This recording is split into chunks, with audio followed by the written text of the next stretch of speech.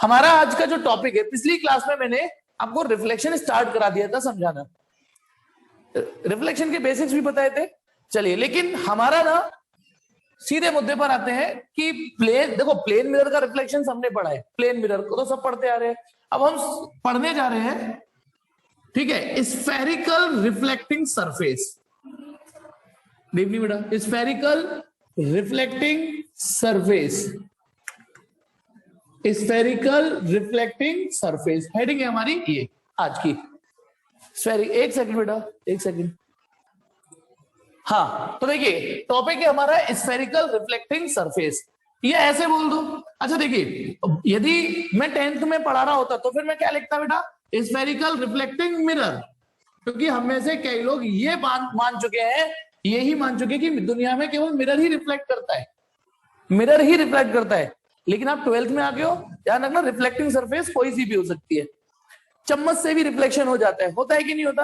हाँ, बस ये है, ये मान सकते हैं कि मिरर थोड़ा स्ट्रॉन्ग रिफ्लेक्शन करता है, ये मान सकते हैं हम कि मिरर थोड़ा स्ट्रांगली रिफ्लेक्शन करता है। तो अच्छे बच्चे की तरह ये शब्द भी सीखिए, स्फेरिकल, मतलब पहले स्फेरिकल वर्ड हटाओ, रिफ्लेक्टिंग सरफेस। सही फिजिक्स तो यही है, रिफ्लेक्टिंग सरफेस, नहीं तो मिरर पढ़ ही रहे हो। अब वो रिफ्लेक्टिंग सरफेस प्लेन हो सकती है, वो रिफ्लेक्टिंग सरफेस स्फेरिकल हो सकती है। अब स्फेरिकल रिफ्लेक्टिंग सरफेस को हम दो कैटेगरी में पढ़ने जा रहे हैं, दो कैटेगरी में डिवाइड कर देते हैं। एक का नाम हम रखेंगे कौन, मतलब देखिए जैसे ये मैंने स्फेरिकल सरफेस बनाई, अब स्फेरिकल मतलब यदि मैं इसको पूरा करूं तो स्फीयर बन जाए। अब जैसे ये है, इसको पूरा करूंगा तो ये स्फीयर थोड़ी नहीं बनेगा, ये थोड़ी नहीं बनेगा स्फीयर, ठीक है। लेकिन ये यदि मैं इसको पूरा करूं तो ये एक स्फीयर बन जाना चाहिए, ठीक है। यदि मैं फिर से यही सरफेस बना ली, ठीक है, सेम टू सेम।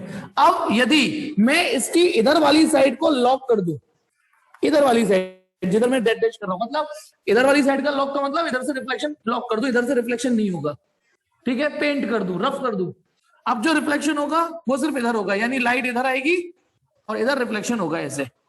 क्लियर है ना? इधर से लाइट डालूंगा तो रिफ्लेक्शन नहीं होगा। एक तो हमने क्या किया, फिर से देखना, मैंने क्या बताया कि मैंने दो एक जैसे कर्वेचर खींचे, एक जैसे। इसमें यदि मैं ये वाली साइड को लॉक कर दूं, आउटर सरफेस एक तरीके से, और इसमें मैं इनर सरफेस को लॉक कर दूं, तो ये दोनों मिरर का बिहेवियर अलग अलग हो जाएगा।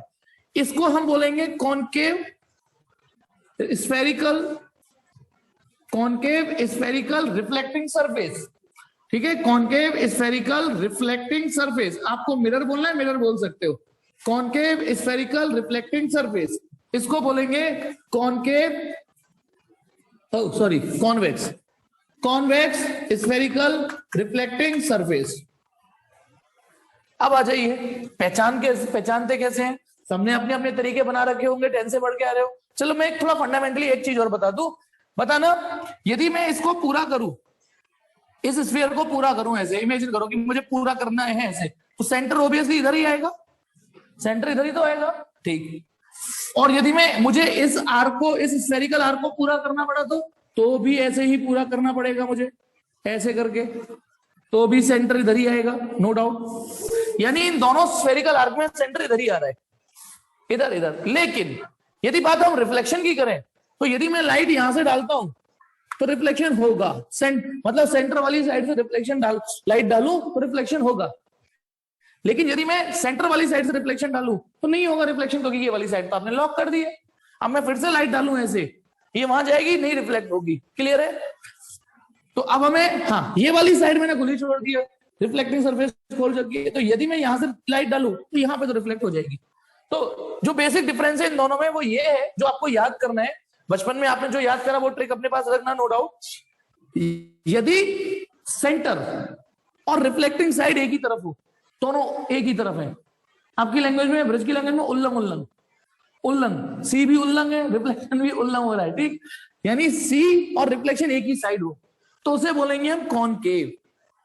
और यदि सी एक तरफ हो और रिफ्लेक्शन पल्लंघ हो रहा है, मतलब एक चीज उल्लंघ है, एक चीज पल्लंघ है, रिफ्लेक्शन उधर हो रहा है ना। तो if reflection occur away from the centre of curvature, इसे सेंटर ऑफ कर्वेचर बोलते हैं, तो हम उसे कॉन्वेक्स बोलेंगे।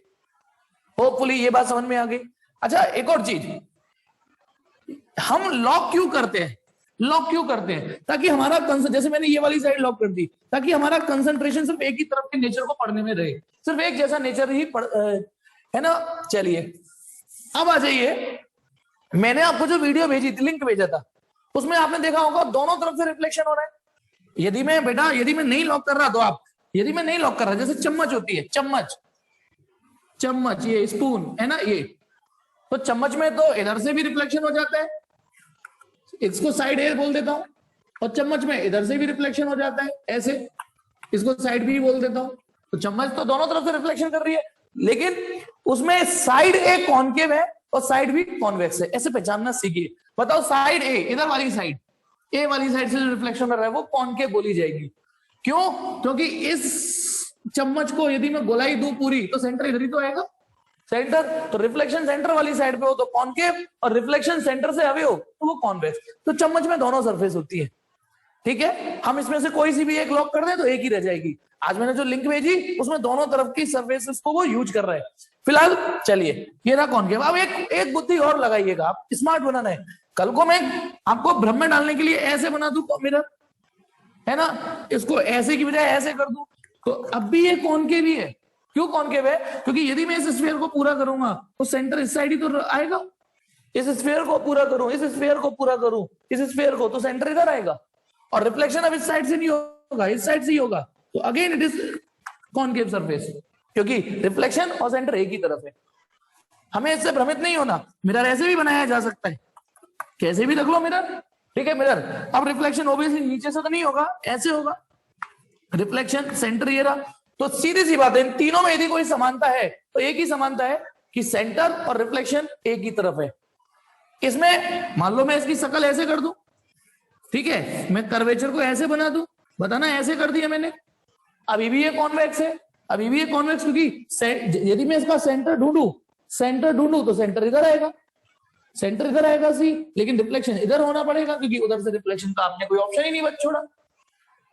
यदि मैं मिरर ऐसे बना दूं, ठीक है, ठीक है, इसके टकले पे लाइट डाली मैंने ऐसे, ओबियसली नीचे से तो मतलब है ही नहीं। अब इसके टकले पे लाइट डाली तो बताना यूं करके रिफ्लेक्शन हो गया। अच्छा बता, टकले से ध्यान आया, एक गंजे आदमी बिल्कुल प्योर चिकना तेल वेल लगा के टकला है, वो कौन सी सरफेस है, कॉनकेव या कॉन्वेक्स? एक टकला, उसका टकला किस सरफेस की तरह वेव करेगा, कॉनकेव या कॉन्वेक्स? आ गया अचानक से, बताओ। हाँ तनीषा बिल्कुल ठीक, हाँ जी कॉन्वेक्स। कैसा वेव करेगा? कॉन्वेक्स। चलिए चलो, आज टकले के एक और फायदा समझ में आया, ठीक है। एक शादी में 4 गंजे गए थे, तो पता है क्या हुआ? होस्ट क्या बोलता है, आपने मेरी शादी में 4 चांद लगा दिए, है ना, 4 चांद लगा दिए, ठीक है। Come to the point. ऐसी घटिया जोक के लिए सब्सक्राइब करते रहना, ठीक।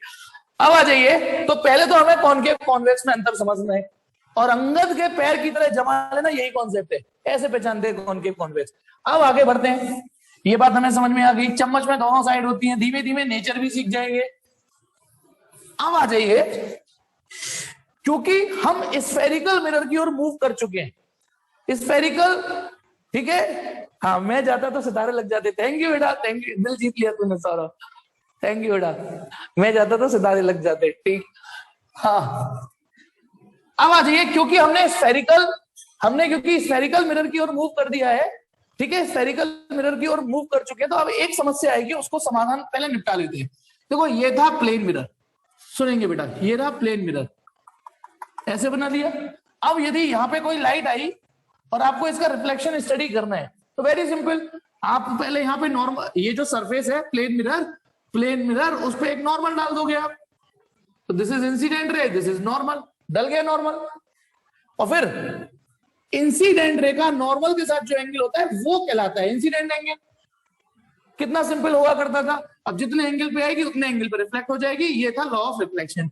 यानी प्लेन सरफेस पे, प्लेन मिरर पे नॉर्मल डालना बहुत आसान, ठीक। चलिए बस बेटा, मैं शर्म आ जाएगी बेटा, बस इतनी तारीफ होता है। अब आ जाइए, मुद्दा ये कि जैसे इस पे मैंने नॉर्मल डाल दिया बेशक बड़े मजे से, फटाफट, फिर से सुनो, ये रहा प्लेन मिरर, यदि मुझे इस पॉइंट पे नॉर्मल डालना है, ठीक है, तो मुझे डी का तो इस्तेमाल करना पड़ेगा ना, डी जिससे एंगल मेजर करते हो, और मैंने डी का इस्तेमाल करके एक नॉर्मल खड़ा कर दिया। अब लाइट जब यहाँ पे आएगी इस पॉइंट पर, तो हमें पता चल गया जितना एंगल उतना एंगल पे रिफ्लेक्ट हो जाएगी। ठीक है, बच्चों जैसी बात है। लेकिन अब कहानी में अब आपके हालात बदल चुके हैं, जज्बात बदल चुके हैं। बताना, यदि अब क्योंकि अब की बार मिरर ऐसे हो चुका है ना, मिरर ऐसे हो चुका है कि नहीं हो चुका, बोलो। अब यदि लाइट यू करके आ जाए, मान लो यूं आ जाए, अब हमें इसका रिफ्लेक्शन पढ़ना है, तो पहली चीज नॉर्मल हमें पता होनी चाहिए कि नॉर्मल कैसे डलेगा। यार इसका रिफ्लेक्शन यदि हमें पढ़ना है तो नॉर्मल डालना भी तो आना चाहिए। अब इसका, यार लाइट मैंने यूं डाल दी, सपोज करो लाइट यूं डाल दी, कैसे भी आ सकती है, तो मुझे इस पॉइंट पे नॉर्मल डालना है। तो सुनिए, गौर से सुनेंगे। यदि ये मेरे पास एक स्फेरिकल सरफेस है और ये इंसिडेंट रे आ गई और मुझे इस पे नॉर्मल डालना है रिफ्लेक्शन स्टडी करने के लिए, तो बेटा हम सब जानते हैं कि ये ठीक है, ओवरऑल स्फीयर है मान लिया, लेकिन यदि मैं इसके छोटे छोटे छोटे छोटे छोटे छोटे छोटे छोटे टुकड़े कर दूं, तो बताओ छोटे छोटे प्लेन मिरर मौजूद है या नहीं इसमें? आप ये देखिए, छोटे छोटे प्लेन मिरर मौजूद है या नहीं? ठीक है, ओवरऑल ये स्फेरिकल मिरर है, लेकिन अभी मैंने इसको जैसे डॉट डॉट डॉट डॉट किए तो हर एक छोटा छोटा हिस्सा प्लेन मिरर है कि नहीं? अब यदि मैंने यहां पे लाइट डाली, सपोज करो यहां लाइट डाली, तो आपको यहां नॉर्मल डालना है, तो आप ये एज्यूम करिए ना यहां पे एक प्लेन मिरर है, तो आप वहां पर एक एज्यूम करिए कि वहां एक प्लेन मिरर मौजूद है। समझ में आ गया? और उस, अब ये रहा प्लेन मिरर है ना, अब प्लेन सरफेस पे तो नॉर्मल डाल ही लोगे ना, प्लेन सरफेस पे तो नॉर्मल डाल ही दोगे। ये रही प्लेन सरफेस, इस पे नॉर्मल डाल दिया मैंने, ये रहा डल गया नॉर्मल। मान लो यदि इंसिडेंट रे यूं आती है, तो यहां पर एक छोटा सा प्लेन मिरर मान लेना, छोटा सा, और प्लेन मिरर पे जैसे यहां नॉर्मल डाला था वैसे यहां डाल देना, फिर नॉर्मल डल जाएगा। लेकिन आपको एक अच्छी बात बताता हूं, एक अच्छी बात, ठीक है बारीकी बताना मेरा काम है। एक और चीज, ये जो मैंने अभी स्फेरिकल मिरर बनाया था और फिर मैंने ये कर दिया था dot dot dot dot dot dot, ये बता रखे कि देखो छोटे छोटे प्लेन मिरर मौजूद है, तो आप डॉट डॉट की बजाय जैसे लाइट यूं आई, आप उस जगह टेंजेंट डाल सकते हो, उस जगह टेंजेंट होती ही यही चीज है, टेंजेंट का जन्म ही इस चीज के लिए होता है। हमने जब पहली बार देखिए यूं टेंजेंट डालते हैं ना, ये टेंजेंट, तो इस टेंजेंट का मतलब ही ये होता है कि यहां पर एक छोटी सी जो स्ट्रेट लाइन मौजूद थी, देखो यहां पर, उसको जूम कर देते हैं बस दाएं बाएं। यदि मुझे यहां टेंजेंट डालनी है तो यहां पर एक छोटी सी स्ट्रेट लाइन जो मौजूद है ना, उसको दाएं बाएं जूम कर दो, यही होती है टेंजेंट। तो अब सुनिए, यदि फिर से सुनेंगे, ये रहा कोई स्फेरिकल सरफेस और यदि इंसिडेंट रे यूं आ गई और आपको यहां नॉर्मल डालना है, तो आप यहां टेंजेंट डाल दीजिए, पहले टेंजेंट, अब उस पर नॉर्मल डालेंगे, पहले टेंजेंट डालिए फिर उस पर नॉर्मल डालेंगे। अब एक अच्छी बात, यदि ये स्फीयर है, यदि ये टेंजेंट है और यदि ये नॉर्मल है, तो पक्का ये सी से होके ही जाएगा। बचपन में ज्योमेट्री में पढ़ा होगा आपने कि यदि कोई सर्किल है और टेंजेंट डाल दूं तो रेडियस और टेंजेंट एक दूसरे के परपेंडिकुलर होती है। ये टेंजेंट है तो सेंटर से इसको मिला दो ना, रेडियस भी होती है और नॉर्मल भी होती है। ये रही टेंजेंट, ये रेडियस का भी काम करेगी और नॉर्मल का भी काम करेगी। यानी अब आपको अभी थोड़ी देर तक क्या लगा होगा, यार यहाँ पे तो काम आसान है, नॉर्मल डालना, प्लेन मिरर में नॉर्मल डालना आसान, यहां नॉर्मल डालने में थोड़ा परेशानी हो रही लगी, ऐसा लगा। लेकिन सच्चाई ये है, अब एक डायलॉग आपकी जिंदगी में आने वाला है कि प्लेन मिरर पे नॉर्मल डालना आसान, स्फेरिकल मिरर पे नॉर्मल डालना और भी आसान। क्यों और भी आसान? अब हम ये टेंजेंट वेंजेंट का चक्कर नहीं खेलेंगे, हम सिर्फ क्या करेंगे, देखिए ठीक है मैंने बारीकी बता दी, अब फटाफट क्या काम करेंगे।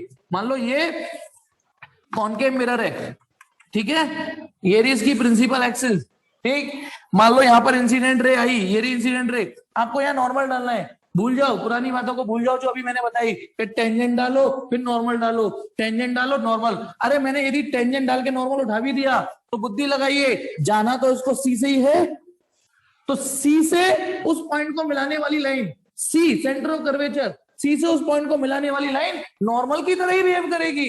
This is normal. Again I am repeating, मान लो ये पहली इंसिडेंट रे थी, मान लो ये है दूसरी इंसिडेंट रे, ये रही दूसरी इंसिडेंट रे, यहां आ गई। अब आपको इस इंसिडेंट रे की स्टडी करनी है, इस पे नॉर्मल डालना है, कुछ मत करो, टेंजेंट डाल के ये सब करना भूल जाओ, सी से इस पॉइंट को मिला दो, सी से इस पॉइंट को मिला दो। यानी ये जो ब्लू कलर से मैंने चौक से खींचा है ये नॉर्मल है, इस इंसिडेंट रे का नॉर्मल है। यानी मैंने, क्योंकि हम स्फेरिकल मिरर की ओर एंटर कर चुके तो नॉर्मल डालना आना चाहिए ना, तो प्लेन मिरर पे नॉर्मल डालना आसान, स्फेरिकल मिरर पे नॉर्मल डालना और भी आसान, क्योंकि डायलॉग क्या आ गया, यदि ये मिरर है, स्फेरिकल सरफेस है, ये प्रिंसिपल एक्सिस है, यदि मैं इस पॉइंट से सी को मिला दूं, सुनो आप, इस पॉइंट से सी को मिला दूं तो ये इस जगह पे नॉर्मल होगा। यदि मैं इस पॉइंट को सी से मिला दूं तो ये भी नॉर्मल होगा। इस पॉइंट से सी को मिला दूं नॉर्मल होगा। सी से मिलाने वाली हर लाइन, सी को और मिरर को जोड़ने वाली हर लाइन नॉर्मल होती है। समझ में आ गया? सी को ये भी नॉर्मल, ये भी नॉर्मल, ये सब नॉर्मल है, अपनी अपनी टेंजेंट पे सब नॉर्मल है। देखो ये क्लियर है, होपफुली समझ में आ गया। तो अब आ जाइए, तो चलिए फिर आगे इसी को कंटिन्यू करते हैं। नेक्स्ट एग्जांपल, मान लो ये रहा कॉनकेव मिरर, ठीक है, प्लीज समझना, ये रहा कॉनकेव मिरर, पता ना, यदि मैंने कोई रे यूं डाल दी, ठीक है, अब आपसे कोई कहे नॉर्मल डालो, तो ये जो प्रिंसिपल एक्सिस है ये भी तो सीसी होके जाती है, ये प्रिंसिपल एक्सिस जो है ये भी तो सीसी होके जाती है, तो ये इंसिडेंट रे है, ये नॉर्मल है, ये इंसिडेंट एंगल हो गया। फिर लॉ ऑफ रिफ्लेक्शन ओबे करा दो, ये रहा सर आर, ठीक है। फिर और देखो, देखते चलो, मान लो ये कॉन्वेक्स मिरर होता। अच्छा मुझे एक बात बताइए, नॉर्मल डालना तो आपको आ ही गया, मान लो यदि ये कॉन्वेक्स मिरर है, ठीक है, ये रहा कॉन्वेक्स मिरर, ये रही प्रिंसिपल एक्सिस, ये रही इंसिडेंट रे, ठीक है। चलिए अब इसका रिफ्लेक्शन हमें स्टडी करना है, तो हमें पहले नॉर्मल डालना होगा। तो नॉर्मल डालने की क्या ट्रिक बताई मैंने, उस पॉइंट से सी को मिला दो। अब सी यहां तो होगा नहीं, सी यहां होगा, देखो ये कर्वेचर, तो इस पॉइंट से सी को मिलाने वाली लाइन, यदि ये लाइन इसको और इसको सी को मिला रही है तो पक्का बिलीव मी, ये तो इंसिडेंट रे हो गई, पर ये भाई साहब नॉर्मल हो गए। केवल क्या किया, उस पॉइंट को सी से मिला दो, अब ये इंसिडेंट एंगल होगा। अब लाइट किधर रिफ्लेक्ट होगी बताओ, लाइट किधर रिफ्लेक्ट होगी, लाइट होगी इधर रिफ्लेक्ट, क्लियर है। अब एक चीज समझिएगा, तेल के साथ कंघी फ्री मिले तो मना नहीं करते, गौर से देखो, हमने केवल रिफ्लेक्शन के रूल को ओबे किया, हमने एक इंसिडेंट रे डाली, हमने नॉर्मल डाला, फिर रिफ्लेक्शन के लॉ के हिसाब से ऊपर गई, यानी अच्छा इसमें से मैं एक फिगर मिटा देता हूं, एक रे मिटा देता हूं, एक मिटा दी, ठीक है, समझ में आ गया होगा। ये क्या है, इंसिडेंट रे, नॉर्मल डालो, डाल दिया नॉर्मल, तो ये भाई साहब इंसिडेंट एंगल है ना। अब बताइए इसमें रिफ्लेक्शन किधर होगा, रूल के हिसाब से इसमें इधर रिफ्लेक्शन होगा। तो आप इन दोनों का नेचर देखिए, इसने प्रिंसिपल एक्सिस के पैरेलल आने वाली रे को नीचे फेंका, इसने प्रिंसिपल एक्सिस के पैरेलल आने वाली रे को ऊपर फेंका, इसने कन्वर्ज किया, इसने डाइवर्ज किया, जबकि हमने कोई बुद्धि नहीं लगाई, मैंने कोई ऐसे नहीं बोला कि बेटा ऐसे प्रॉपर्टी रट लो, प्रॉपर्टी रट लो, ये कन्वर्जिंग है, प्रॉपर्टी रट लो, ये डाइवर्जिंग है, कुछ नहीं किया, आपने सिर्फ नॉर्मल डाला और उसके बाद लॉ ऑफ रिफ्लेक्शन लगाया, अपने आप ही सामने आ गया कि ये कन्वर्ज कर रहा है, ये डाइवर्ज कर रहा है। चलिए आपको नॉर्मल, ये जो मैं टॉपिक अभी करंटली पढ़ा रहा हूं, इसका पर्पस नॉर्मल स्फेरिकल सरफेसेस पे नॉर्मल डालना सीखना। आइए मुझे बताइए फटाफट, ये प्लेन मिरर है, प्लेन मिरर, बताइए यदि कोई रे ऐसे डाल दी जाए तो इसका क्या हासिल होता था। यदि कोई रे नॉर्मली आ रही है, मतलब ये इंसिडेंट रे भी है और यही नॉर्मल भी है, तो रिफ्लेक्टेड रे ऐसी चली जाती थी, जैसे आई वैसे चली गई, 180 डिग्री पे डेविएट हो गई, ऐसे बोल सकते हो। लेकिन आई 0 है और आर 0 है, तो यानी अब यहां से एक डायलॉग आपको पता है, यदि कोई रे नॉर्मली आएगी तो नॉर्मली चली जाएगी। तो यदि यही फिगर यदि आपको स्फेरिकल मिरर में देखना है, मुझे बताइए यदि कोई रे ऐसे गई है, बताओ इसका हश्र बताइए क्या होगा। चलो ये रे तो पैरेलल थी, अब यदि कोई रे ऐसे गई है, इसका रिफ्लेक्शन स्टडी करके बताओ। एक रे ये इंसिडेंट रे है, ऐसे मैंने डाली, तो गौर से देखो, क्योंकि ये इंसिडेंट रे सी से होके जा रही है, सी से होके जा रही है, अब मैं इस पे नॉर्मल डालूंगा तो यही भाई साहब नॉर्मल डलेगा, ऐसे ही डलेगा, तो नॉर्मल भी यही है, तो बेटा जैसी आई वैसी चली जाएगी। तो बताइए इस समय आई 0 आर भी 0, डेल्टा 180 डिग्री, समझ गए नहीं समझ गए, जैसे आई वैसे चलेगी, क्योंकि ये खुद नॉर्मल थी। एक और बात बताइए, क्या मैं रे ऐसे, मान लो ऐसे डाल दूं रे, एक दूसरी रे ये डाल दी, रे नंबर 1 रे नंबर 2, इस वाली रे को, अरे एक के संग यदि एक फिगर और मिल जाए तो क्या दिक्कत है। अब ये वाली रे का आंसर बताइए, इसका क्या होगा बोलो। ये भी, क्योंकि ये रे भी यूं गई, अब मैं नॉर्मल डालूंगा तो ये भी नॉर्मली जा रही है, ये भी, तो ये भी लौट ही जाएगी, तो इसका भी एक ऐसे तो इसका मतलब जो रे सी से जाती हैं वो उसी रास्ते पे लौट जाएंगी, क्योंकि उनमें ये वाला फिगर ओबे हो रहा होता है, क्योंकि उनमें ये वाला फिगर ओबे हो रहा होता है। ठीक है, कोई रॉकेट साइंस नहीं है, बेसिक है, फंडामेंटल है। अच्छा, अब ऐसा ही फिगर यदि कॉन्वेक्स में बनाना पड़ा तो चलिए एक बार कॉन्वेक्स में शक्ल देख लेते हैं। ये रहा कॉन्वेक्स मिरर, ठीक है, कॉन्वेक्स, ये भाई साहब प्रिंसिपल एक्सेस। अब यदि कोई रे ऐसे आई, हालांकि यहां पे मुझे डॉट डॉट डॉट डॉट करना पड़ेगा, क्यों करना पड़ेगा, देखिए ये कोई इंसिडेंट रे आई आई, अब ये रे यूं आ रही है, यूं आ रही है, यूं आ रही है, यहीं पे आ गई। अब मिरर को तोड़ के पीछे तो जाएगी नहीं, वो रिफ्लेक्ट यहीं कहीं होगी, या तो नीचे हो जाएगी, या ऊपर हो जाएगी, या यूं लौट जाएगी, कहीं ना कहीं यहीं से रिफ्लेक्शन होना है। अब हमें इसका रिफ्लेक्शन स्टडी करना है, तो आपको क्या करना है, सबसे पहली चीज, इस पॉइंट से सी को मिलाना है, और साला वो जा ही रही है, तो ये इंसिडेंट रे है और यही नॉर्मल हो गई, क्योंकि ये आई सी के अलोंग रही थी, यही सी के अलोंग आ रही थी, तो ये वाली जो स्पेशल रे है। अच्छा, कोई ये रे आ रही होगी, मान लो ये वाली रे, ये नहीं, ये नॉर्मल नहीं है, ये वाली जो रे है ना, ये सी के अलोंग नहीं आ रही, ठीक है, तो ये नहीं है नॉर्मल, लेकिन ये रे तो खुद सी के अलोंग ही आ रही थी, तो बताना जैसे आई वैसे ही लौट जाएगी। इसका रिफ्लेक्शन समझ में आया नहीं आया?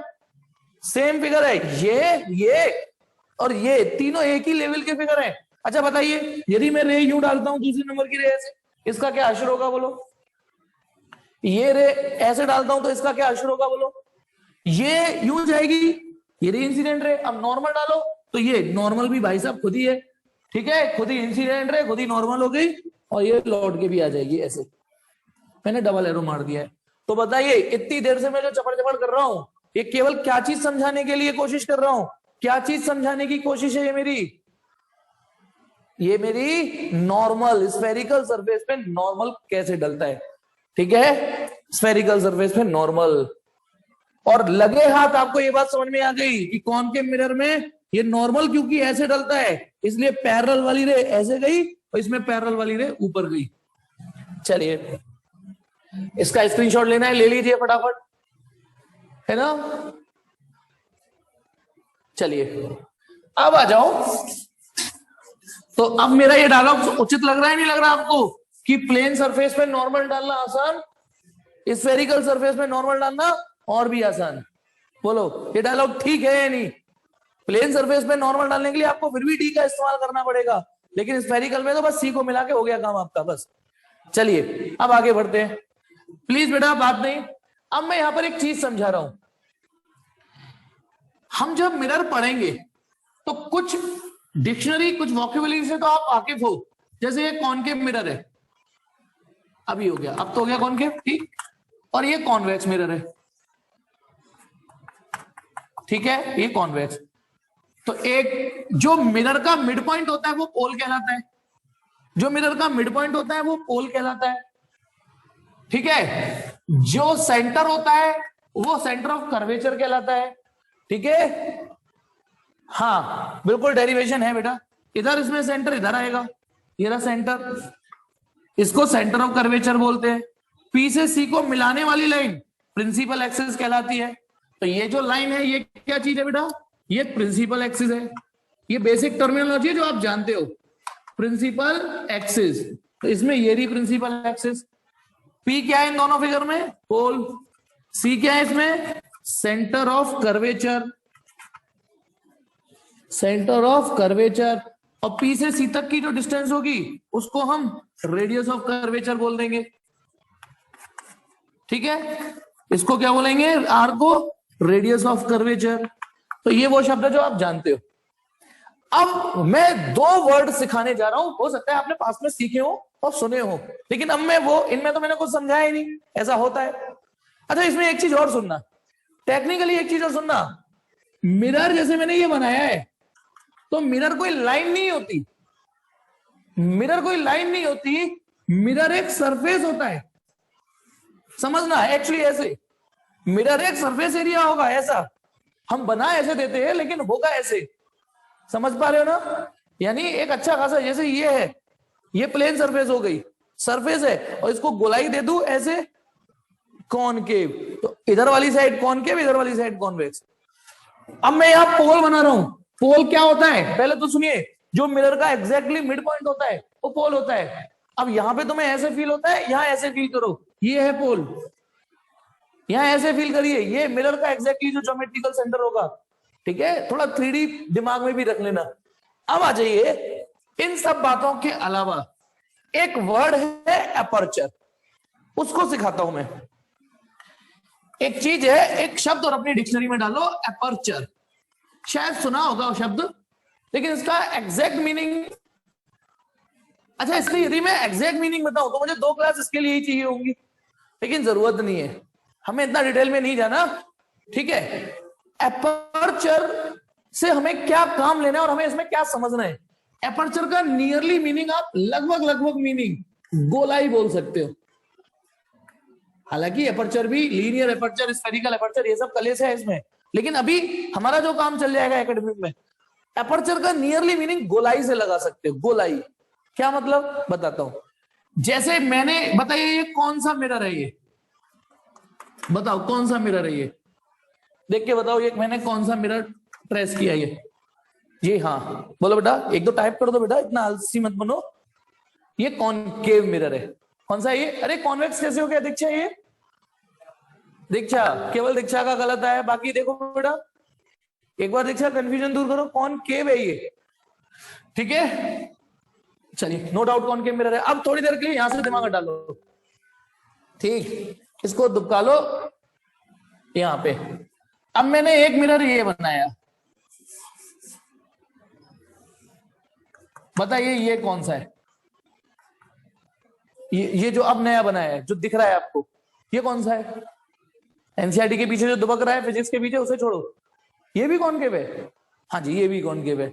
अब गौर से देखना, ये भी कॉनकेव है, ये भी कॉनकेव है, पर पता है आपको साफ दिख रहा है इनकी गोलाइयों में अंतर है। इनकी गोलाइयों में अंतर है, साइज में भी अंतर हो सकता है, गोलाई में है ना, गोलाई में अंतर है कि नहीं? कौन ज्यादा गोलाई वाला आपको महसूस हो रहा है, मिरर 1 या मिरर 2? किसमें आपको ज्यादा गोलाई महसूस हो रही है पहले आप बताओ। जी हाँ, ये जो पहला वाला मिरर है ना, इसमें गोलाई ज्यादा है, बहुत, इसमें ज्यादा गोलाई है। तो हम ठीक है ना, तो सुनिए हम इसे बोलेंगे concave mirror of large aperture, यानी एपर्चर की जगह गोलाई वर्ड फिट करके देखो, कॉनकेव मिरर ऑफ लार्ज गोलाई, ज्यादा गोलाई। ये भी कॉनकेव मिरर है, लेकिन ये concave mirror of small aperture, हम इसे concave mirror of small aperture बोलेंगे।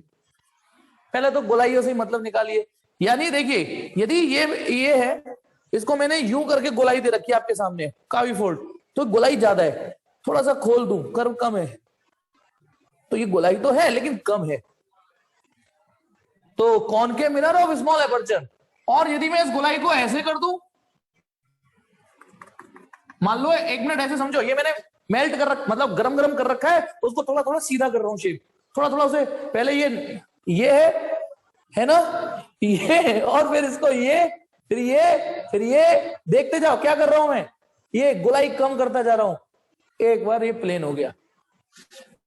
तो इसे बोलेंगे, बोलो ये क्या चीज है? Plane mirror.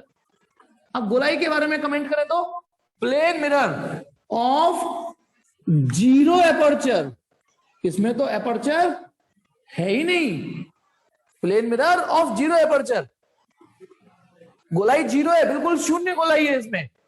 अब एक चीज और सुनिए, मीटिंग का कुछ है, जाने वाने का तो नहीं है कोई, क्योंकि कई लोग 10-10 मिनट पहले बैठ जाते हैं। चलिए, तो इसको जीरो एपर्चर बोलेंगे। अब मैं आगे बढ़ा हूं तो एक चीज समझना, गौर से बताना, जैसे मैंने हाथ को यूं कर रखा था, है ना, कॉनकेव मिरर, इस साइड को देखना, कॉनकेव मिरर ऐसे कर दिया, कॉनकेव मिरर ये, लेकिन एपर्चर थोड़ा मैंने कम कर दिया, गोलाई कम कर दी। अब आप एक चीज और फील करिए, जो मैं फील कराना चाहता हूं बेटा, जैसे ये ज्यादा गोलाई वाला मैंने मिरर स्फीयर लिया, ज्यादा गोलाई वाला, और एक कम गोलाई वाला लिया, आप देख सकते हो इसकी गोलाई इससे तो कम ही है। अब यदि मैं कहूं इसको पूरा करो, तो इसको आप फटाफट पूरा कर दोगे, सेंटर यहीं आएगा। इसको पूरा करो, तो जब इसको पूरा करोगे बताइए, ये इसको पूरा करोगे तो स्फीयर भी तो बड़ा बनेगा, है ना, बड़ा बनेगा, तो इसका सेंटर भी तो दूर जाएगा। आप समझिए, यदि गोलाई ज्यादा हुई तो सेंटर पास होगा, और गोलाई थोड़ी कम हो गई, ऐसे फील करिए, इसको पूरा कर दीजिए, ये पूरा हो गया, सेंटर यहीं कहीं होगा। अब इसको पूरा करने के लिए स्फीयर बड़ा होगा, इसको पूरा करने के लिए स्फीयर थोड़ा और बड़ा बनाना पड़ेगा। तो मुझे बताइए, जैसे जैसे मैं गोलाई को ऐसे ऐसे ऐसे ऐसे ऐसे ऐसे कर रहा हूं, तो सेंटर कहां जा रहा है? दूर होता जा रहा है ना, दूर होता जा रहा है। अब बताइए सेंटर कहां है? अब बताइए सेंटर कहां है? प्लेन कर दिया मैंने, बताइए बताइए, फिजिक्स की लैंग्वेज में जवाब चाहिए मुझे। बताइए, यदि मैंने इसको ऐसे कर दिया, जी हाँ, सेंटर पहुंच गया इनफाइनाइट पे, इनफाइनाइट पे पहुंच गया सेंटर। तो एक नंबर का एमसीक्यू, इसका सेंटर इनफाइनाइट पे होगा। तो जब सेंटर इनफाइनाइट पे होगा तो इसकी जो रेडियस होगी वो क्या होगी, बोलो? इनफाइनाइट। भाई यहां से यहां तक की दूरी रेडियस कहलाती है, यहां से यहां तक की दूरी रेडियस कहलाती है। अब यहां से वहां तक की दूरी इनफाइनाइट कहलाएगी, तो रेडियस इनफाइनाइट, और इसीलिए फोकल लेंथ भी इनफाइनाइट होगी। क्योंकि आपने एक रिलेशन पढ़ा होगा 10th में कि फोकल लेंथ r/2 होती है, फोकल लेंथ r/2 होती है, रेडियस की आधी होती है। तो यार इन्फिनिटी में से आधा भी कर दोगे तो वो इन्फिनिटी रहेगा, ठीक है ना। तो पहले तो आप ये अपर्चर समझिए, ज्यादा गोलाई होती है तो हम ज्यादा अपर्चर बोलते हैं, कम गोलाई होती है तो कम अपर्चर बोलते हैं, काम चलाते हैं ऐसे।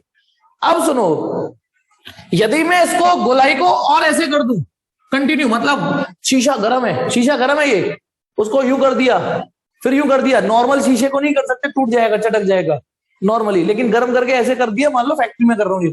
फिर मान लो मैंने इसको ऐसे कर दिया, बताओ ये कौन सा मिरर है?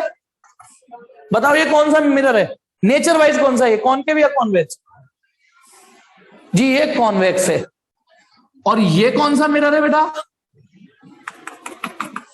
नेचर वाइज बोलो, ये कौन सा मिरर है?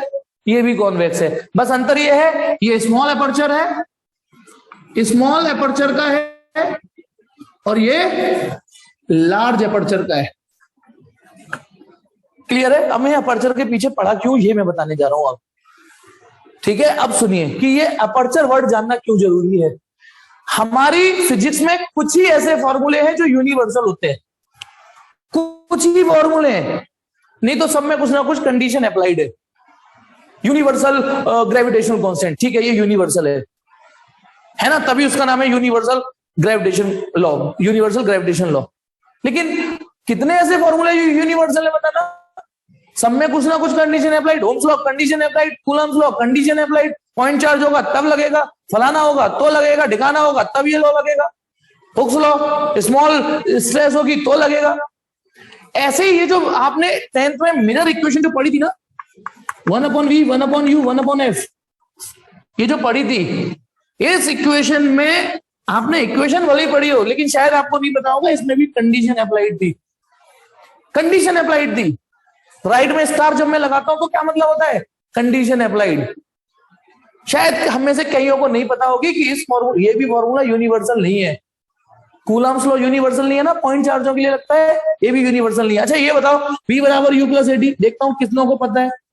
s बराबर ut plus half a t square, v square बराबर, ये भी तो इक्वेशन होती थी मैकेनिक्स में। क्या ये यूनिवर्सल इक्वेशन है? क्या ये यूनिवर्सल इक्वेशन है? नहीं, इसमें भी कंडीशन अप्लाइड है। कौन बताएगा क्या कंडीशन अप्लाइड थी इसमें? कब लगा सकते हो इसे? केवल किन परिस्थितियों में इक्वेशन? जब एसिलरेशन कांस्टेंट हो। सुमित जीत गया बेटा, जब एसिलरेशन कांस्टेंट हो, बिल्कुल ठीक। जब ए तमीज का हो, ऐसे बाइक चले, ये नहीं पेट्रोल खत्म हो गया, उल्टी सीधी बाइक चल रही है, कभी तेज कभी ब्रेक, उसमें नहीं लग सकते। तो सुन लीजिए, अब खैर उस जगह नहीं जाना। ये जो इक्वेशन आप पढ़ी थी आपने, और यहां पढ़ोगे भी, मैं तो प्रूफ भी करके लाऊंगा इसको, ठीक है। इसमें पता है क्या कंडीशन अप्लाइड थी? ये हाईली एक्यूरेट इसके लिए होती है, सुन लो, एसी के लिए एक्यूरेट होती है ये मान लीजिए प्लेन मिरर के लिए ये इक्वेशन इसके लिए वैलिड है। लेकिन जैसे सुनो, अब फिजिक्स के स्टूडेंट या फिजिक्स हम लोग, आप थोड़े चंट भी होने चाहिए, ठीक है। पाइथागोरस थ्योरम 90 डिग्री ट्रायंगल के लिए वैलिड है, कि एच और पी और बी में वही रिलेशन स्क्वायर वाला होता है, इसका स्क्वायर प्लस इसका स्क्वायर इक्वल टू इसका स्क्वायर 90 डिग्री पे हाईली एक्यूरेट होती है। लेकिन हम इतने चंट हैं कि यदि ये 90 की बजाय 91, 92, 93 भी होता है ना, 92, 93, तो भी हम इस इक्वेशन को पेल देते कि हाँ चल ठीक है, कर देते कि नहीं। 89, 87 हुआ तो कह रहे थे हाँ चल चल कोई बात नहीं, आ जाएगा, मान लेंगे, थोड़ा बहुत डिस्टरबेंस होगा। तो सुन लीजिए, जैसे हम 90 डिग्री के लिए पाइथागोरस थ्योरम एग्जैक्ट वैलिड है, लेकिन हम बहुत चंट है, हम थोड़े बहुत एंगल आगे पीछे होगा तब भी लगा देंगे, तो ये इक्वेशन इसके लिए वैलिड है। लेकिन थोड़ा बहुत गोलाई होगी तो हम इस पे भी लगा देंगे, समझना। यानी this equation is valid only for small aperture mirror. जो स्मॉल एपर्चर के मिरर होते हैं, नहीं ऐसे ऐसे ऐसे, उनके लिए तो ये वैलिड है। लेकिन बेटा पाइथागोरस, अब आटे में नमक के बराबर तो बदतमीजी चल जाएगी, अब थोड़ी नहीं लगा लोगे पाइथागोरस थ्योरम, अब नहीं लगा पाओगे, इन मिरर के लिए वैलिड है ही नहीं। यानी हमारी जो अब तक की ऑप्टिक्स आप पढ़ के आए हो फॉर मैथमेटिकली, वो इनके लिए वैलिड है। तो स्मॉल एपर्चर माने बहुत कम गोलाई। अच्छा, आपको एक एग्जांपल फील कराता हूं। हमने जो स्कूटी का मिरर टच किया है कभी नहीं? स्कूटी का, कार का जो रियर व्यू मिरर होता है उसको टच करो, कैसा फील आता है ये बताओ। ये बताओ, फील प्लेन जैसा आता है या गोलाई जैसा फील आता है? प्लेन या गोलाई? यदि आपने उस पर, है ना, कैसा, मुझे दो में से एक ऑप्शन चाहिए, प्लेन महसूस होता है या गोलाई महसूस होती है? वो प्लेन सी महसूस होती है, लेकिन बिलीव मी, इतनी कंजूसी से गोलाई डालते हैं उसमें, इतनी कंजूसी से गोलाई, वो कौन होता कॉन्वेक्स मिरर है, होता वो ये वाला है। आप देख सकते हो कितनी कंजूसी की है गोलाई डालने में।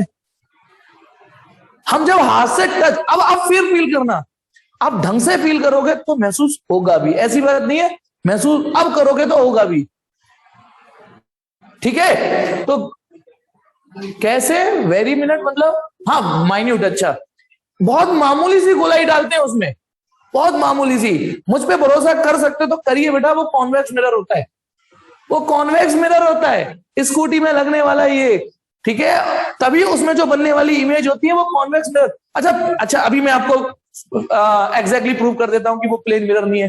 प्लेन मिरर में तो जितने बड़े आप होगे उतनी बड़ी इमेज बनती है, जितने बड़े आप होगे उतनी बड़ी इमेज बनती है।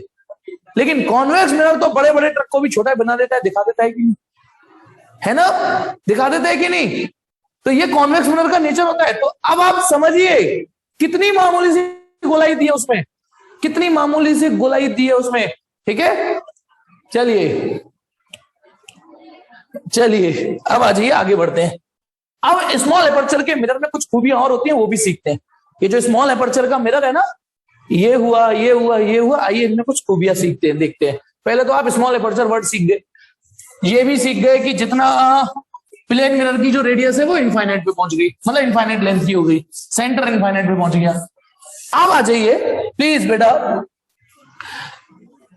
अब मैं एक लार्ज, मैंने देखो प्रिंसिपल एक्सिस सिखा दी, pole, radius of curvature, centre of curvature, लेकिन अभी तक एक वर्ड फोकस नहीं लेके आ रहा हूं।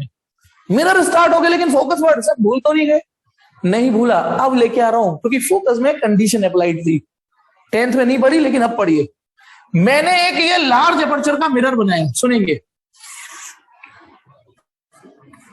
ये लार्ज एपर्चर का मिरर, ठीक है। अच्छा, साइज भी ज्यादा बड़ा हो जाए तो भी वो लार्ज एपर्चर हो जाता है, ध्यान रखिएगा, साइज भी बढ़ जाए, ठीक है, ज्यादा बड़ा, तो भी वो लार्ज एपर्चर हो जाता है, क्योंकि मैंने बोला था एपर्चर का एक काम चलाओ मीनिंग गोलाई से है, ठीक है। अब ये एक कॉनकेव मिरर है, लेकिन आपका एकेडमिक का काम मैं निकाल दूंगा, उसमें काम नहीं चलाना पड़ेगा। ये प्रिंसिपल एक्सिस, ये एक बड़ा कॉनकेव मिरर है ये।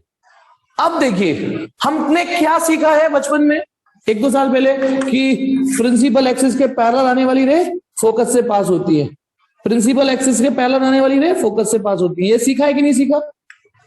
ठीक है, मैं भी सिखाऊंगा कि यदि कोई रे प्रिंसिपल एक्सिस के पैरेलल है तो मिरर से टकरा के जाएंगी, ये भी यदि प्रिंसिपल एक्सिस के पैरेलल है तो मिरर से टकरा के उसी पॉइंट पे जाएंगी। मैंने आज लिंक भी भेजा तो दिख भी रहा होगा, ठीक है। 3 रे फेंकी थी, कॉनकेव वाली साइड से देखी होंगी, तो तीनों एक ही जगह पे मीट कर रही थी, फोकस कहते हैं उसको। लेकिन अब सुनिए, मान लो मैंने ये कोई ये वाली रे फेंकी, एक रे ये फेंकी, एक रे ये फेंकी, बहुत सारी रे फेंकी है मैंने मिरर की ओर, ठीक है, बहुत सारी। मैं केवल, ठीक है, ये सारी इंसिडेंट रे है, ये सारी इंसिडेंट रे है, ठीक है। अब होता क्या है, जो रियल जो ट्रुथ है वो समझिए, सच्चाई समझिए।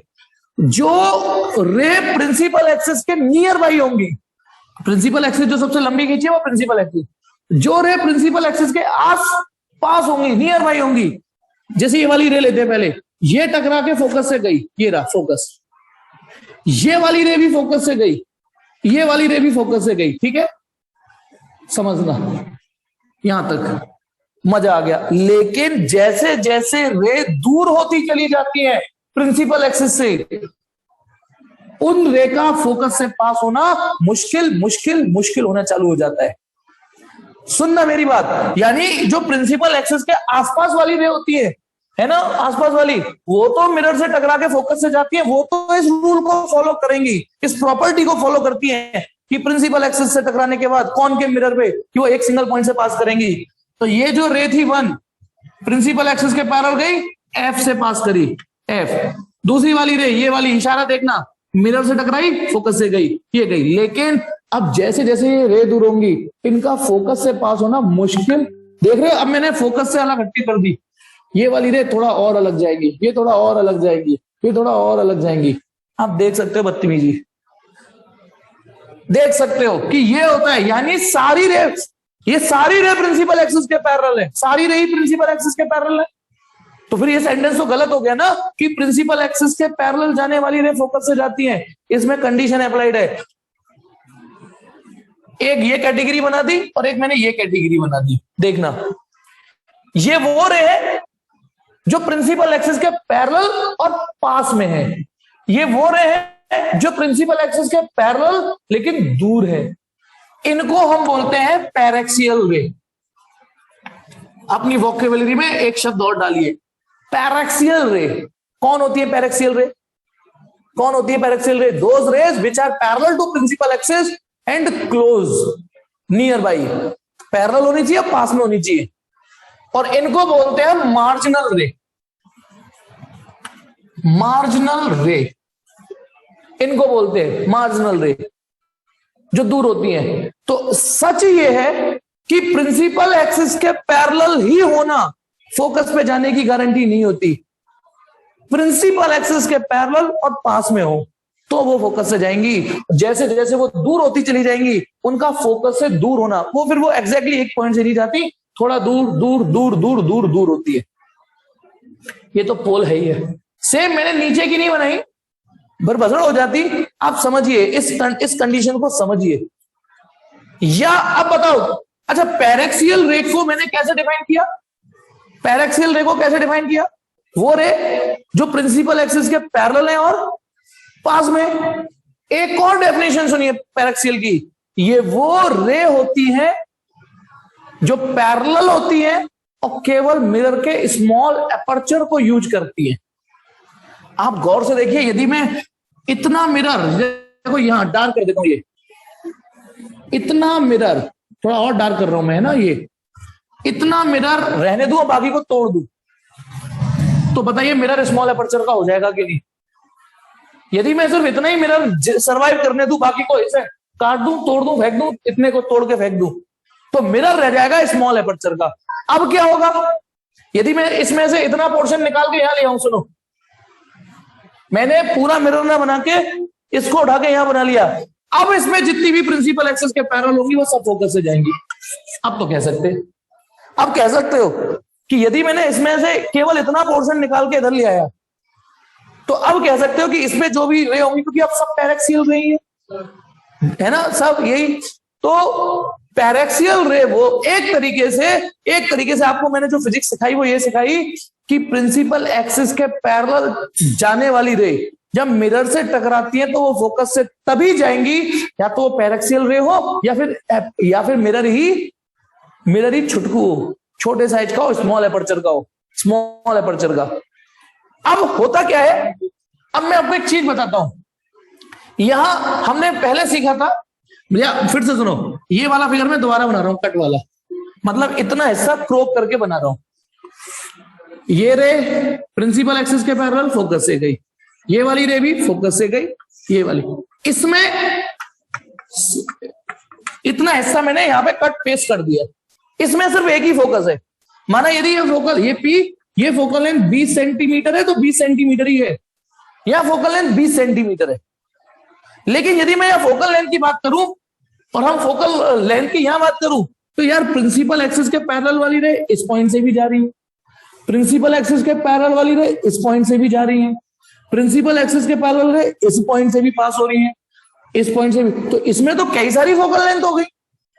इसमें फोकल लेंथ 20 सेंटीमीटर भी है, फोकल लेंथ 20.1 सेंटीमीटर भी फोकल लेंथ ही है, 20.2 भी फोकल लेंथ ही हुई, 20.3 भी फोकल लेंथ हुई, क्योंकि प्रिंसिपल एक्सिस के पैरेलल रे वाली यहां से भी जा रही है, यहां से भी जा रही है, तो यहां तो कई सारी फोकल लेंथ हो गई। अब जब कई सारी फोकल लेंथ हो जाएंगी तो इसमें एक समस्या आती है। ऐसे मिरर एक समस्या पैदा करते हैं, बताता हूं, समझ सको तो। बताना x plus y equal to 15। मैंने कहा y की वैल्यू 5 है, तो बताओ x कितना होगा। मैंने कहा y की वैल्यू 5 है तो x की वैल्यू 10 होगी। फिर कोई और ऑप्शन है क्या? x का एक और आंसर आ सकता है क्या? यदि मैंने y की सिर्फ एक वैल्यू रखी, y की एक वैल्यू रखी 5, तो x का सिर्फ एक ही आंसर आएगा 10, 10, 10, 10, सिर्फ 10। लेकिन समस्या समझना, अब मैंने जो बोला, हमारे पास एक मिरर इक्वेशन होती है 1/u, ये सबने पढ़ा, ये 1/v image distance, 1/u object distance है ये, और ये फोकल लेंथ।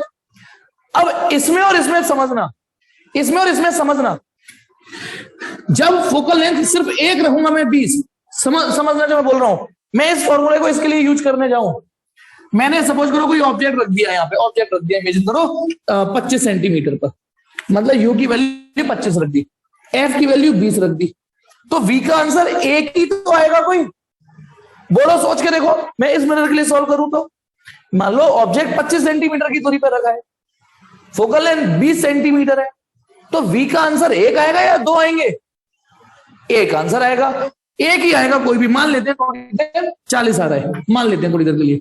इसका मतलब 25 सेंटीमीटर पे रखे ऑब्जेक्ट की इमेज 40 सेंटीमीटर पे बनेगी, एक ऑब्जेक्ट की एक इमेज। लेकिन यदि इसी फॉर्मूले को मैं यहां लगाऊं, मैंने ऑब्जेक्ट यहां रख दिया, फिर से फॉर्मूला लगाते हैं यहां पे, और मैं फिर से सवाल दे रहा हूं कि 25 सेंटीमीटर पे मैंने ऑब्जेक्ट रखा है यहां पे। अब यहां मैं 25 रखूं तो फोकल लेंथ 20 भी रखी जाएगी, फोकल लेंथ 20.1 भी है, फोकल लेंथ 20.2 भी है। चलो सपोज करो मैंने 3 फोकल लेंथ रख दी, तो जब 3 पॉसिबल फोकल लेंथ है तो इसके कितने आंसर आएंगे ये बताओ। यदि 3 फोकल लेंथ रख रहा हूं मैं, जो कि इस फिगर में है, तो v के भी तो आंसर 3 आएंगे। 4 फोकल लेंथ रखी तो v के 4 आंसर आएंगे। तो इसका मतलब यहां क्योंकि एक ही फोकल लेंथ है तो एक ऑब्जेक्ट की एक इमेज बनेगी, क्योंकि यहां मल्टीपल पॉइंट आ गए फोकल लेंथ, तो एक ऑब्जेक्ट की कई सारी इमेज बनेगी। ये तो अच्छी बात होगी, आपको लग रहा होगा ये तो अच्छी बात, सब मजे आ गए, एक ऑब्जेक्ट की कई सारी इमेज, मजे आ गए। नहीं, ये घटिया और गंदी बात है, ये गंदी बात है। एक ऑब्जेक्ट की कई सारी आप पास इमेज बिखरी हुई होंगी। फिल्मों में देखते हो ना, पुरानी पिक्चरों में, मैंने तो देखा अमिताभ बच्चन दारू पी ली, अब विलेन 4-4, 5-5 दिख रहे हैं उसको, अब समझ में ही नहीं आ रहा असली विलेन कौन सा है, हवा में फायर कर रहा है, तो नुकसान हुआ कि नहीं? जब एक आदमी की 4-4 इमेज दिखने लगी तो असली, ठीक है। या 1 मिनट, आप एक काम करिए, अपने घर में जो ट्यूबलाइट या बल्ब जो भी है उसको फोकस करिए, एक आंख बंद कर लीजिए, ठीक है। अब आपको करना क्या है, आपको करना क्या है, देखिए, अपनी आंखों को हल्का सा पुश कर देना है, लेंस को दबा देना है थोड़ा सा, है ना, लेंस को दबा देना है। पंखा जरूरी नहीं ट्यूबलाइट देखो, पंखा भी देख सकते हो। अब आप अपनी आंखों को, एक आंख बंद कर लीजिए और एक आंख से अपने कॉन्वेक्स लेंस की थोड़ी सी फोकल लेंथ डिस्टर्ब कर दीजिए, तो आपको 2-2 पंखे, 2-2 टीवी, 2-2 ट्यूबलाइट दिख रही होंगी। करके देखो, हो रहा है या नहीं? तो फिर तो ये अच्छी बात हो गई, बिजली का बिल कम आएगा, ये तो अच्छी बात हो गई, क्योंकि 2-2 ट्यूबलाइट, ओहो 2-2 पंखे, कम गर्मी लगेगी, है ना। ये तो मजे आ गए फिर तो, है ना। फिर तो हर आदमी बीवी को भी ऐसी देखा, 2-2 बीवी, तो मजे आ गए। तो नहीं मजे आए, धुंधली इमेज बोलते हैं इसको, है नहीं, धुंधली इमेज। तो सुनिए, तो अब आप बताओ, जो मैंने आपको डेमोस्ट्रेट या जो समझाया, ये अच्छा है या ये अच्छा है इमेज फॉर्मेशन के लिए? ये बताइए, इमेज किसकी शार्प बनी, बढ़िया बनी, नुकीली बनी? इसकी बनी, इसकी बनी। तो इसीलिए अब मैं जो आगे फिजिक्स पढ़ाऊंगा, जो भी हम पढ़ेंगे, वो स्मॉल एपर्चर की फिजिक्स होगी। ये जो मिरर होते हैं, इनमें बदतमीजियां होती है। किसमें? सुनिए, जो लार्ज एपर्चर के मिरर होते हैं, जो लार्ज एपर्चर के मिरर होते हैं, वो एक शार्प इमेज बनाने में सफल नहीं हो सकते, शार्प इमेज बनाने में। अब एक चीज सुनिए, यदि कोई मिरर या लेंस, यदि कोई मिरर या लेंस सही इमेज नहीं बना पा रहा, इमेज बनाते समय बदतमीजी हो गई है, इमेज धुंधली हो गई है, चार इमेज हो गई है ना, तो उसको फिजिक्स की वोकेबुलरी में एबरेशन बोलते हैं। सुन लीजिए एक नया वर्ड। देखो, एपर्चर वर्ड आपने सीखा, फोकल लेंथ सीखा, थोड़ा बहुत सीखे हुए भी थे, ठीक है, ठीक है। अब आ जाओ, मैंने एक वर्ड दिया जो बिल्कुल नया है, एबरेशन, ABERRATION, एबरेशन। एबरेशन माने, सुन लीजिए, एबरेशन माने जब भी कोई मिरर या lens multiple focal length show करेगा तो मल्टीपल इमेज बनाएगा, जो अच्छी बात नहीं होती। तो जब भी मिरर में या लेंस में कोई कमी आ जाती है ना, तो फॉल्ट ना बोल के एक बढ़िया सा हैवी सा वर्ड इंट्रोड्यूस कर दिया, एबरेशन। Fault, aberration. फॉल्ट मतलब गड़बड़। अच्छा, थोड़ा सा ऐसे समझ लो, ERR वर्ड आज से पहले आपने एरर में भी सीखा है, एरर तो गड़बड़। अब एबरेशन कई तरीके से हो सकती है, कई वजह हो सकती है, कई वजह से। उनमें से एक वजह, ये जो वजह है, इसको स्फेरिकल एबरेशन बोलते हैं, इसको स्फेरिकल एबरेशन बोलते हैं।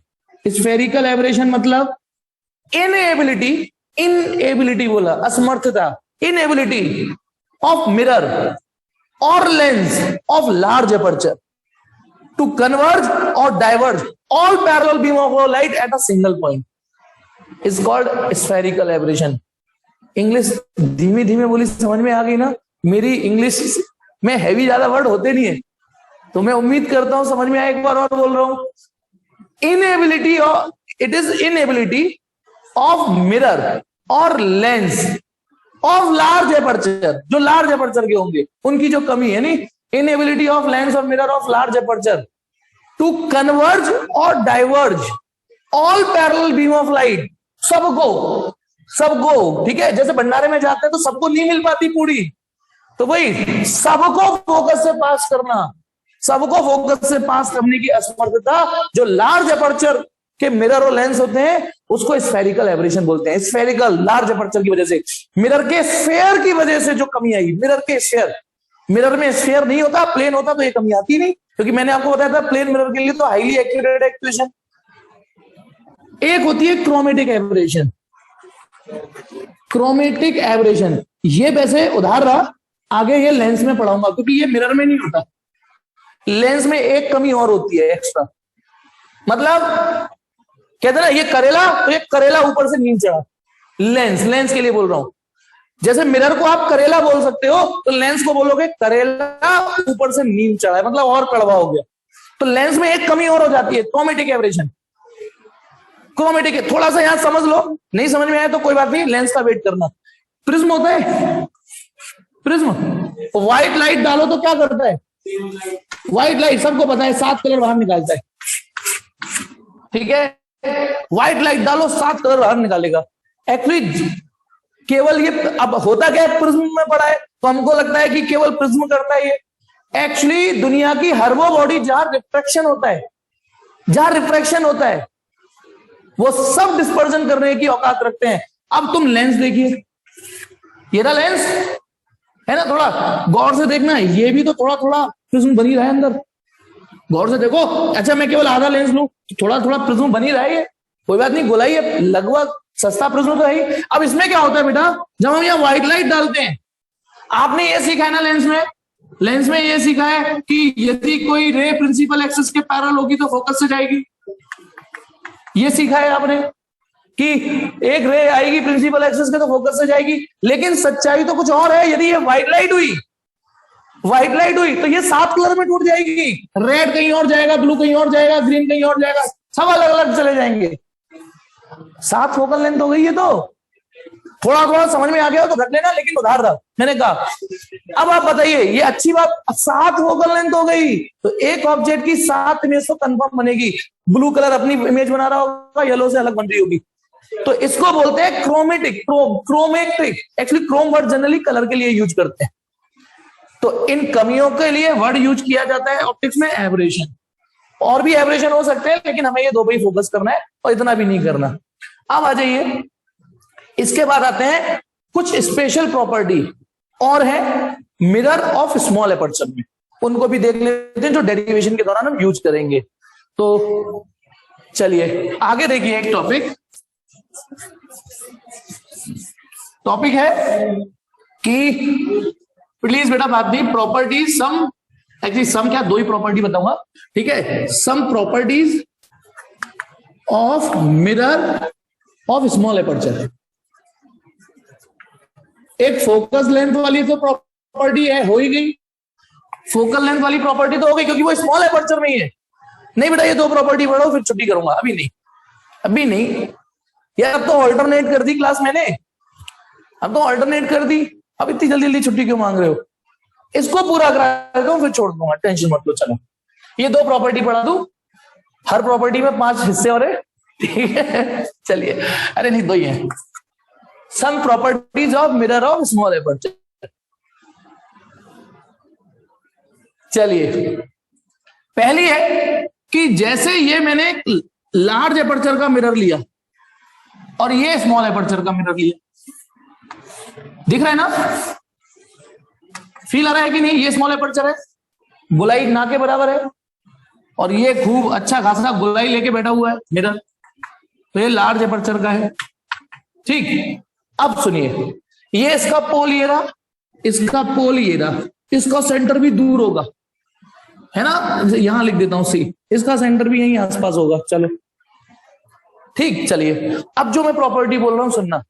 यदि मैं मिरर का जो सबसे एक्सट्रीम पॉइंट है उससे प्रिंसिपल एक्सिस पे परपेंडिकुलर डाल दिया, एक्सट्रीम पॉइंट से प्रिंसिपल एक्सिस पे परपेंडिकुलर डालिए, और उस फुट ऑफ परपेंडिकुलर को नाम दे दिया मैंने एन। ऐसे ही यहां करिए, मिरर का जो सबसे एक्सट्रीम पॉइंट है उससे प्रिंसिपल एक्सिस पे परपेंडिकुलर डाल दिया, इसका नाम है एन। दोनों में मैंने एक जैसी हरकत करी, ठीक है, लेकिन बस अंतर क्या है, ये मिरर स्मॉल एपर्चर का, ये मिरर लार्ज एपर्चर का। तो पता है यहां पर एक ऐसी प्रॉपर्टी आप एक एग्जम्पशन लगा सकते हो क्या? यहां साफ दिख रहा है कि एन पी के बहुत नजदीक आया है, एन पी के नजदीक आ रहा है, बिल्कुल घुसा जा रहा है उसमें, और एन यहां पी से कितनी दूर आया है, देख रहे हो कि नहीं? केवल गोलाई के चक्कर में एक्सट्रीम पॉइंट से परपेंडिकुलर डाला तो पी और एन में सेपरेशन खूब अच्छा खासा हो गया। यहां एन पी के पास आ रहा है, और सोचो ये वैसा मिरर हुआ जो आपने रियर व्यू टच किया था, उसमें तो ना के बराबर गोलाई होती है चिन्नी सी, तो ये एन पी में घुसा जाएगा। इतनी गोलाई तो मैंने पढ़ाने के लिए दिखा दी है, ये तो मेरे लिए पढ़ाना मुश्किल होगा। तो यहां हम एक एजम्पशन यूज कर सकते हैं, एन सी यदि आ रहा हो, यदि एनसी आ रहा हो तो हम एनसी को पीसी लिख लेंगे, आटे में नमक के बराबर बदतमीजी कर लेंगे, एनसी को पीसी लिख लेंगे। लेकिन यहां थोड़ी नहीं लिख सकते कि एनसी को पीसी लिख लें। बोलो समझ में आया या नहीं आया ये वाली प्रॉपर्टी? यदि मिरर स्मॉल एपर्चर का हुआ, तो ये जो फुट ऑफ परपेंडिकुलर मैंने एक्सट्रीम पॉइंट से प्रिंसिपल एक्सिस पे डाला है, उस फुट ऑफ परपेंडिकुलर एनसी को पीसी लिख लेंगे। इतनी तो हम चालाक हैं ही, पाइथागोरस थ्योरम हम 91 92 पे भी लगा ही लेते हैं, ऐसे मतलब यहां नहीं लिख पाएंगे ना। तो एक तो ये प्रॉपर्टी हम यूज करेंगे स्मॉल एपर्चर में। दूसरी क्या प्रॉपर्टी यूज करेंगे स्मॉल एपर्चर की, वो देखिए बेटा। अच्छा चलिए इसी में समझने की कोशिश करना, नहीं तो मैं अलग से कर। ये मैंने एक लार्ज एपर्चर का मिरर बनाया, लेकिन मैंने एक प्रॉपर्टी से आपको इतना भी समझ में आ गया होगा, यदि मैं सिर्फ इतने हिस्से पे फोकस करूं, केवल इतना मिरर कट फेस करके मतलब कट करके निकाल दूं, तो ये कैसा मिरर है, इतना हिस्सा कैसा है, स्मॉल एपर्चर। ये हाँ प्लेन बोल सकते हो, लेकिन अभी स्मॉल एपर्चर बोल देते हैं, ठीक है। और छोटा लूंगा तो प्लेन ही हो जाएगा। अब बताना, एक इंसिडेंट रे ये रही और एक इंसिडेंट रे ये रही, ज्यादा पास आ गई, फिर बना नहीं पाऊंगा फिगर। आप ऐसे बोल सकते हो कि ये एम रे है, एम रे मतलब मार्जिनल रे, और ये पैरेक्सियल रे है। पैरेक्सियल रे कौन सी होती है? जो स्मॉल एपर्चर पोर्शन को ही यूज करती है, जो स्मॉल एपर्चर के मिरर को ही इस्तेमाल करती है। ठीक है, चलिए अब देखना बेटा, यदि मैंने यहां पे नॉर्मल डालना चाहता हूं, यहां पे नॉर्मल डालना चाहता हूं, तो कैसे डलेगा? तो एक डायलॉग जो आज बताया था, स्फेरिकल मिरर में नॉर्मल डालना, और भी आसान। आपको बस इस पॉइंट से सी को मिलाना है, बस बोलो, उस पॉइंट को सी से मिलाने वाली लाइन नॉर्मल की तरह बिहेव करेगी। अच्छा, इस पे नॉर्मल डालना है तो अब भी इस पॉइंट से इसको मिला लीजिए, पक्का। अब आप दोनों के इंसिडेंस एंगल में अंतर देखिए बेटा, दोनों के इंसिडेंस एंगल में अंतर देखिए, देखें अंतर, देखो इसका इंसिडेंस एंगल है ये आई, मार्जिनल रे का नॉर्मल के साथ ये इंसिडेंट एंगल है, और पैरेक्सियल रे या स्मॉल एपर्चर के मिरर पे जो पड़ी मिरर ये, उसका इंसिडेंस एंगल ये है। क्या ये दोनों आई डैश लिख देता हूं, दोनों एंगल बराबर है कि छोटे बड़े हैं? दिख रहा है एक जैसे स्ट्रेंथ के एंगल है ये।